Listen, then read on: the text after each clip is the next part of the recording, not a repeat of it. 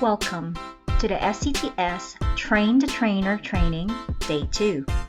This is Faye Colley with the Office of Educator Effectiveness and Leadership Development. This is an overview of the SCTS 4.0 Evaluator Training Day 3, slides 16 through 41.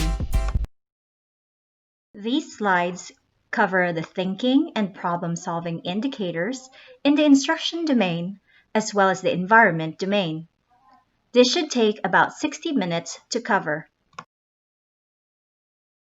The training now shifts to go in-depth on thinking and problem-solving indicators. Slides 16 and 17 show such shift.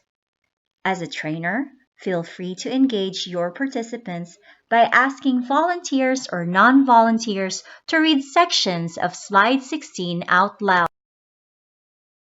Slide 17 is just an introductory slide to the next activity. For Slide 18, take 5 minutes to do the bulleted prompts. To maximize time, guide your participants to focus on the proficient column. Remember, proficient equates to rock-solid teaching. You can inform participants that they can read more about thinking and problem-solving in their SCTS 4.0 Handbook, pages 50 through 59, as indicated on the slide. During the debrief of this slide, you as a trainer should provide an analogy for participants as it relates to these two indicators. Here's a sample story or analogy. When I got home, I noticed that in my driveway was our new car with a big dent in the front bumper.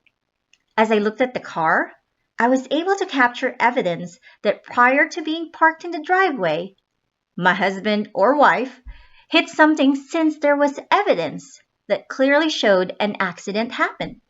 I didn't see the accident, but it happened. Let's make a connection to the classroom. If I go into a kindergarten classroom and I see the teacher hold up her hand and immediately students stand up and push in their chairs, she gives another signal and students begin to line up quickly and quietly. I didn't see the teacher actually model this for the students. However, there's evidence that this has been taught to students, since they can go through the motions and actually do the thinking required to line up at the door with little assistance from the teacher. If students can engage in the problem-solving activities provided by the teacher, then there is evidence to speak to the fact that a certain kind of thinking has been taught.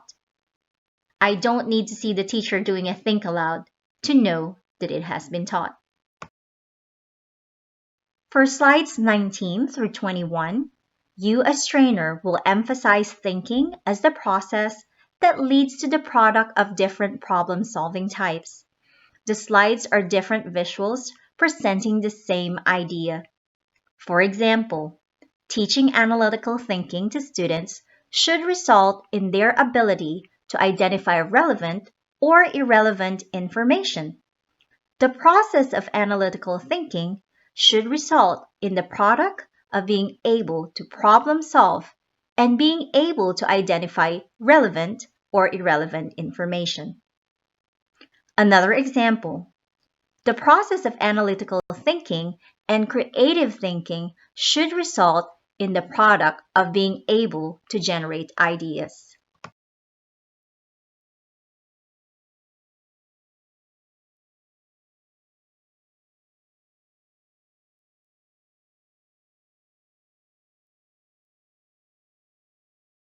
Slide 22 can be found in the SCTS 4.0 Handbook, page 50.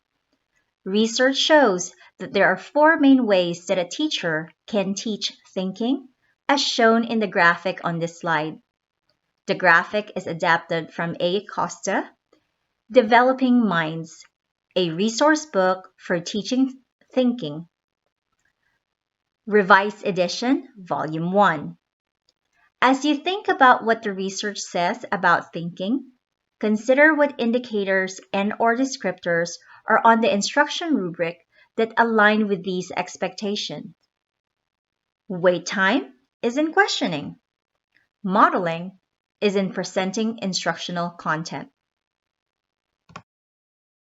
Slide 23 prompts the trainer to model how to categorize evidence for thinking and problem solving using Mr. Bell's math lesson. Slides 23 and 24 show a few examples of the evidence captured for problem solving, while slide 25 shows evidence captured for thinking. As the trainer, you can use the script found in the trainer's materials, Thinking and Problem Solving Evidence, Mr. Bell, 3rd grade mathematics lesson, to help you provide more examples.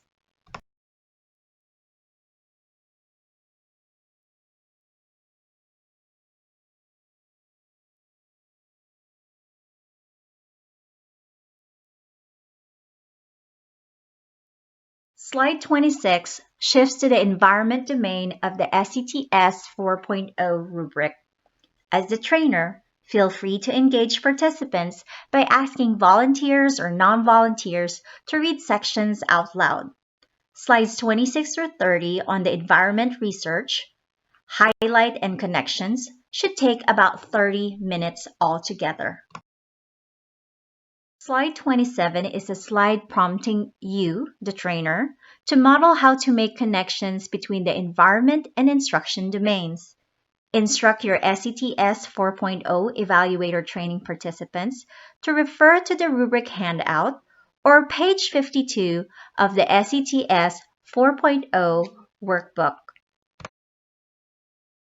Use slide 28 and read from the Proficient column of the environment indicator of the environment domain. Have a printed copy of the rubric to refer to for your instruction domain. Remember to model how to pick keywords from the descriptors, then use the chart on slide 29 to show how you tie the instruction and environment domains.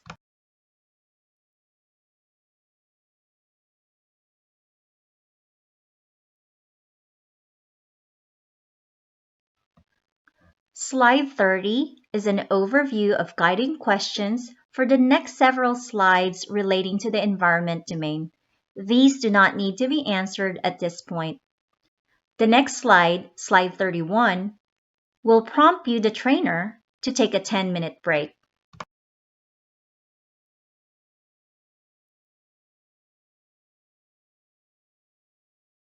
Slides 32 through 35 are prompts to play video clips found in NIET SE Adept portal, which is www.scadeptsupport.org. Instruct your participants to capture evidence on environment on page 55 of the workbook. After playing each clip, make sure to debrief the bulleted questions. Feel free to debrief as a whole group or start with think, pair, share before doing whole group debrief. Clip 1 is 3 minutes, 43 seconds long and shows the learning environment. It shows the teacher reviewing expectations for the lesson for each group. Video clip 2 is 1 minute, 45 seconds long. It shows the teacher managing student behavior. It shows the teacher circulating around the room during group work and often gets on students' eye level when talking to groups. Video clip 3 is 2 minutes, 24 seconds long. It shows an environment with respectful culture. The teacher has set up interdependence in her classroom. Their roles would not be accomplished without the relationships between the students within the groups. Video clip 4 is 2 minutes, 46 seconds long. It shows a respectful culture. The teacher provides students with choices, such as time. This encourages respectful culture and supports environment. Slides 36 and 37 are more discussion questions on environment domain before taking a lunch break as shown on slide 38. For slide 36, we want the participants to understand that environment, thinking, and problem solving are aligned and dependent on one another. Here are some possible answers to the questions you can share to your participants. For bullet 1, students are learning, but possibly not up to their potential. In a positive environment, they could learn even more. For bullet 2, students are happy and the classroom is respectful, but the challenge is not there. The environment is positive, but not a learning environment. Here are possible responses or additional prompts to the questions posted on this slide. Ask, what did students produce? Examples could be a list, a chosen topic and why, a paragraph, provided partner feedback. These are all products. For problem solving, match to the problem-solving list, such as generating ideas, drawing conclusions, relevant and irrelevant information. And then for thinking, prompt the participants to think how they will determine what type of thinking was being used to produce those products. And what thinking was in the teacher model? Was it analytical, practical?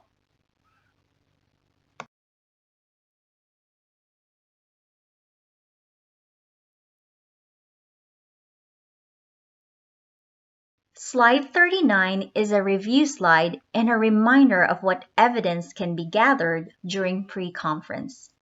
Next several slides, 40 and 41, focus on capturing evidence during a pre-conference. For slide 40, refer your participants to workbook pages 56 to 57. Take 10 to 15 minutes to conduct this and no more than 5 minutes to cover slide 41.